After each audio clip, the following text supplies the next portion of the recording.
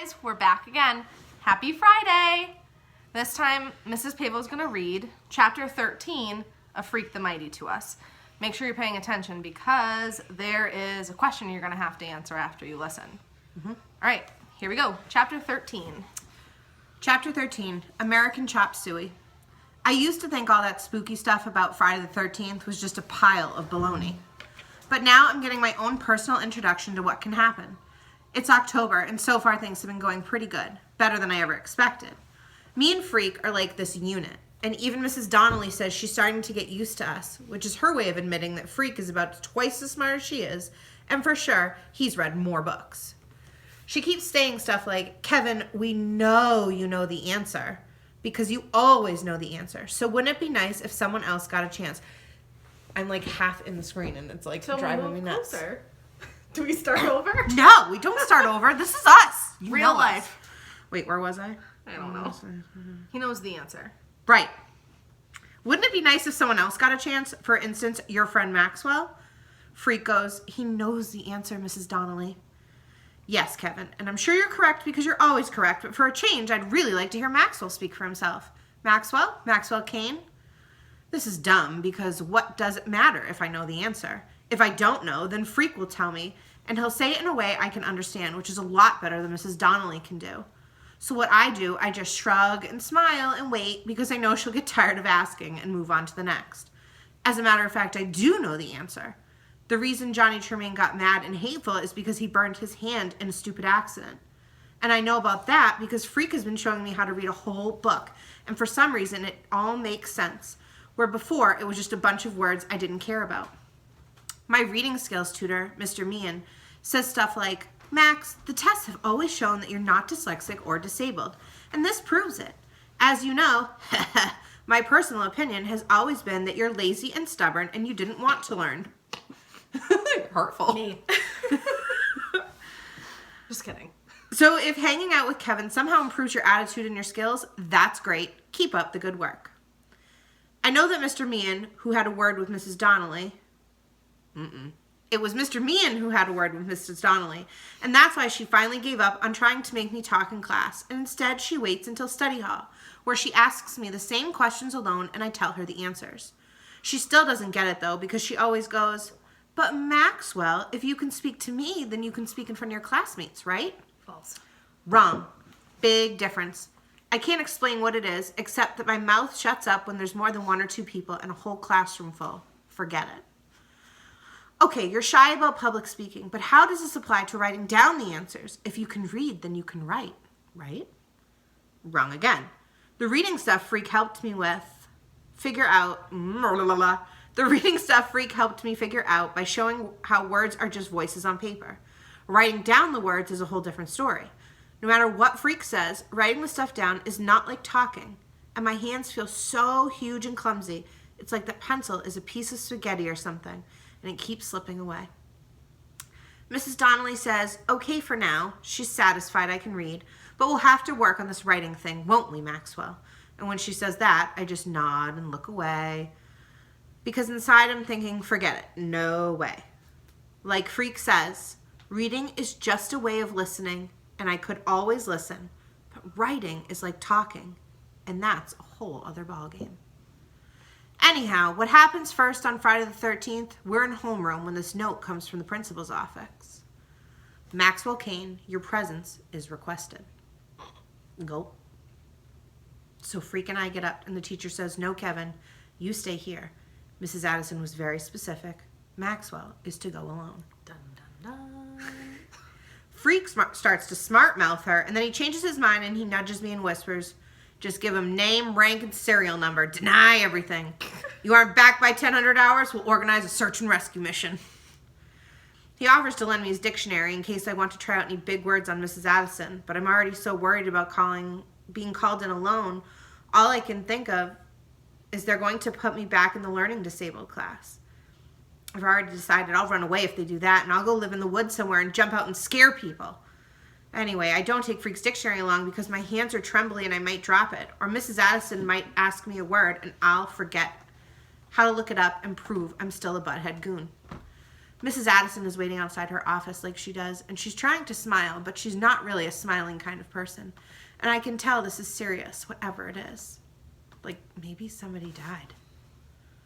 I go, Graham, is Graham okay? Yes, everybody's fine. Come in and sit down, Maxwell, and please try to relax. Yeah, right. Mrs. Addison is sitting there in her big chair, and she's looking up at the ceiling, and then she's looking at the floor and at her hands, and finally she gets around to looking at me. This is rather difficult, Maxwell. I don't know where to begin. First, let me say, we're all very nothing short of miraculous, and almost convinces me you knew how to read at your level all along, and were for some reason keeping it a secret. I'm not really hearing what she's saying because there's this little bird fluttering around inside my chest, and it makes me blurt out, "You're putting me back in LD, right?" Mrs. Addison comes over and pats me on the shoulder. I can tell it makes her nervous, touching me, but she does it anyway, and she goes, No, nothing like that. This has nothing to do with school, Maxwell. This is a personal situation. Because if I have to go back into the LD class, I won't. I just won't. I'll run away. I will. Maxwell, this is not about your classwork or even about school. This is about your, father. My, father. Which makes me wish all of a sudden I'd done something wrong and Mrs. Addison was just giving me a detention. She keeps taking deep breath, folds her hands together like she's praying, and she says, "A request has been forwarded to me from the parole board. A request from your father, Maxwell. Your father wants to know if..." I don't want to hear it! I jump up and cover my ears, holding my hands real tight. Don't want to hear it! Don't want to hear it! Don't! What happens when you go nuts in the principal's office? She calls in the school nurse, and the two of them are trying to hug me and calm me down. It's like I'm back in daycare or something. Maxwell, Mrs. Addison is saying. She's trying to pry my hands away from my ears. Maxwell, please forget about it, okay? Forget I said it. You don't have to do anything you don't want to do, okay? And I'll make sure of that, I promise. I swear on my honor, he can't make you do anything you don't want to do. I'm going to make that very clear to the parole board and to his lawyer. Very clear indeed. Finally, I take my hands off my ears, which wasn't really working because I could still hear everything they said, and big surprise, I'm sitting in the corner of the room down on the floor with my knees all hunched up, and I don't even remember how I got here. It's like I blanked out or something, and the nurse is giving me a cup of water, and the weird thing is she's crying. I'm sorry, I say. I didn't mean to hurt you. You didn't, she say. I cry easy. Don't you worry about it. I do worry about it, though, because if she's crying, I must have hit her, and I don't remember it, which, if you think about it, is really scary. Who knows what I might do, and then not remember it. The worst thing happens later in the cafeteria. Freak has this thing about American chop suey. He loves the stuff. The gooier, the better. You never believe a person so small could eat so much. When he holds up his plate, he always says, "Please, sir, more gruel." And I always say, "It's American chop suey, not gruel. I looked up gruel, remember?" And he always goes, "I beg of you, sir, more gruel." And so finally, I go up to get him another helping. When I come back, something is wrong. Freak's face is all red and swollen up, and he's making this noise. He can't talk. All he can do is look at me and try to say something with his eyes, and then I'm running to get the nurse. "Quick, he can't breathe! He can't breathe!" Then she's running as fast as me, and she's yelling for someone to call an ambulance. Back in the cafeteria, Freak is turning purple. The nurse grabs him, and she's got this plastic thing she shoves into his mouth, and his eyes closed up tight, and one of his legs is kicking. I don't know what to do, so I start hopping up and down in one place, and when the kids keep crowding around, I push them back, and the next thing, Freak's face is starting to look pink instead of purple, and he's breathing okay. Right about then, the ambulance comes, and I never even heard the siren, and Freak is trying to talk in this croaky voice as they put him on the stretcher. "I'm okay," he keeps saying. "Really, I'm okay. I just want to go home." The deal is, once they call an ambulance, you have to go to the hospital and get checked out. That's the rule. I keep trying to get into the back of the ambulance with him, but they won't let me. Finally, Mrs. Addison has to come out and pull me away until the ambulance leaves with just the lights going and not the siren. "You've had quite a day, haven't you?" she says, walking me back into school. "It's not me who had quite a day," I say. "Kevin is the one. All he did was try and eat his lunch." Mrs. Addison gives me this look, and then she goes, "You're going to be okay, Maxwell Kane. I'm sure of it now." She's okay for a principal, but for some reason, I still can't make her understand that it's not me who really had a bad Friday the 13th. And I swear on the dictionary, if Freak ever tries to eat American chop suey again, I'll dump it on his head or something.